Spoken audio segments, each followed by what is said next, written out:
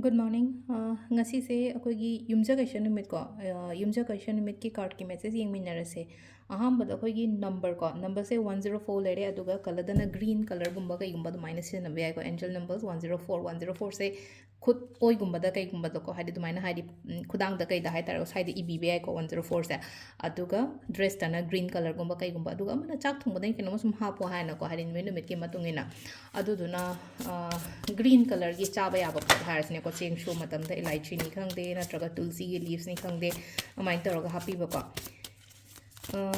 card se ohum katang lothok charage ko hamada card ohum katang lothok charage aduka ama khanbirase ko ohum sigi manung da card number 1 khansira card number 2 khansira na traga card number 3 khansira ko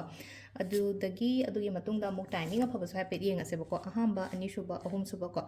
ahamba khanba ngai yenga se ko hadi first card khanba ngai gi oina sida lakse kari message lake kari guidance lake habado do happy yenga se ko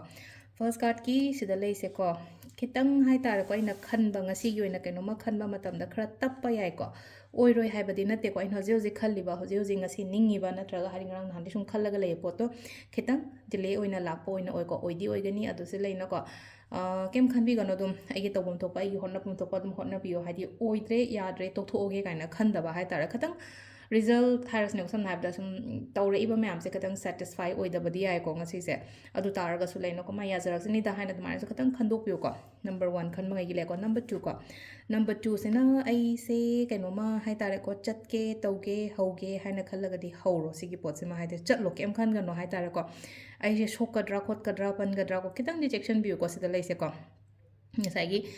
nupi sina hai tare ko akoigi chingi nakanam da lepaga hai te kuna ma khatang khutna mam na pot am pai re khutna mam da hai di keno ma pai hai di hol taroga leise hai tare ko hai si thalong nan thapada am keno taw doi na ko aduna hai rejection na gumba taw bi ba hai tare ena chatke tawge hai na khaliba pot se hai tare thabak hauba khotba kai ba kemta leite ko number 3 ko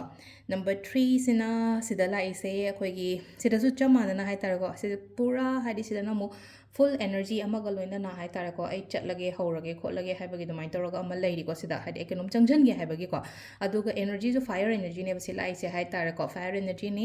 aduduna hai di phajana seriously di khalle sigi pot se ma di ko ai ngasi chatke ana khali ba se hai di ko